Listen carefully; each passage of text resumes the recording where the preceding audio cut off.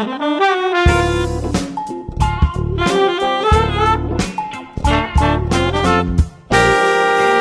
there and welcome. This is Vince of vinceprep.com and Agos, Japan. An ongoing series about the Columbia application essays for the Columbia Business School. Essay 1. Here's the question. Through your resume and recommendations, we have a clear sense of your professional path to date. What are your career goals going forward, and how will the Columbia MBA help you achieve them? So this is a straightforward goal essay with some differences. First of all, they're reminding you what they already know about you. So they know they're basically letting you know they don't want you to start off your essay summarizing your career path to date. They know that information. Presumably also, they've read the recommendation before they've read this essay, which is also good to know. They're implying that they have read the recommendations before this essay. Also, in the previous video that I made, I talked about the 50 characters that you have to explain your immediate post-MBA goal to Columbia. So they know in 50 characters what exactly you want to be doing immediately after you graduate. They know from the resume and the recommendations what you've been doing so far. And so, in a sense, they're asking what are your career goals going forward and how Columbia MBA helps you achieve them. So I look at this essay as what I call a gap analysis. In other words, what's the gap? You're trying to use MBA to bridge everything you've done up until now and what you're trying to do after you graduate, and how the MBA, and particularly the Columbia MBA, helps you achieve that. So this is in effect an essay about your medium or long-term goal. It's a little bit more about your career vision, not just the job that you want to get right after Columbia, but the career path that you're on and why. So a good long-term goal represents the next logical step after you achieve your short-term goal. So you start off by telling Columbia in 50 characters exactly what you want to do right after the MBA, and then beyond that, if you're going to, for example, let's say your short-term goal is consulting.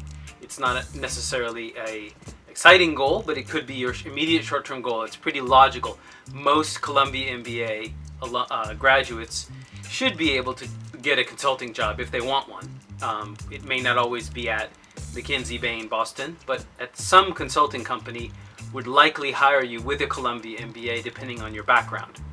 So let's say that your short-term goal is consulting, for example. After that, you might want to move into one of the companies that you cover. So if you want to do healthcare, in consulting, specializing in healthcare, maybe the long-term goal is to move into the management of one of the companies that you covered in the past in the healthcare space, for example. So as I've mentioned in the previous video, I want to simplify the goal patterns. I see basically two primary goal patterns or goal stories, two paths, if you will.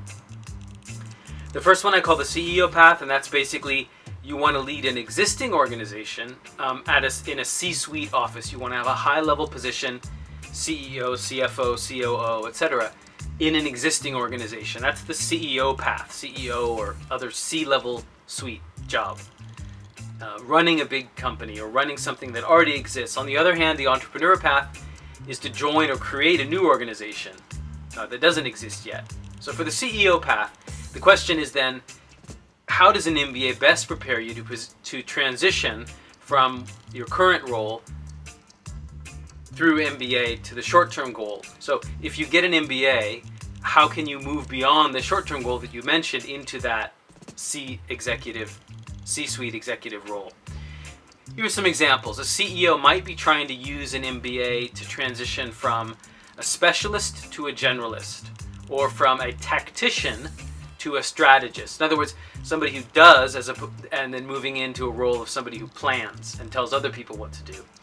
Or another way to look at it is from a problem solver to a problem finder. In other words, someone who looks at the problem right in front of them and solves it, as a consultant would do, or a problem finder, somebody who looks, years down the horizon. I anticipate a problem coming in a year or two, and here's what we can do now to avoid it. So if you're going to lead a large organization, basically you need to know how to scale a business, hire the right people, and drive growth to match market conditions. That's a simplified skill set for CEO. So then the question is, how does Columbia help you do those things? This essay is not about clubs so much or internships. Because there's another essay about those, how will you utilize being in New York City, which is another video. This one is more about, I would say, look at the professors, the programs, the actual people that Columbia pays the most, the professors, the academics there. What existing intellectual capital is there on campus that will help you learn how to, for example, scale a business or hire the right people or drive growth, if you're on that CEO path. And on the other hand, if you're on what I call the entrepreneur path, how do the intellectual capital resources of the Columbia MBA program, how do they prepare you to start a company? Again, simplified, but if you're going to start a company, you should know how to identify and capture opportunities. You should know how to create products and services that reflect market conditions and excite consumers. So, question again, how does Columbia help you do those things? How does it help you identify opportunities and capture them?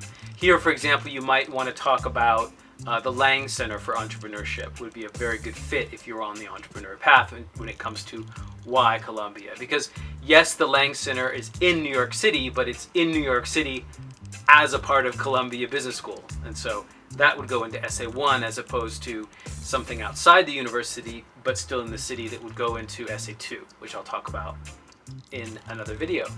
So the final thing here I'll say is you don't want to be overconfident. I had a client last year who in her interview gave the impression that she really didn't need the MBA, and not surprisingly, the school didn't take her.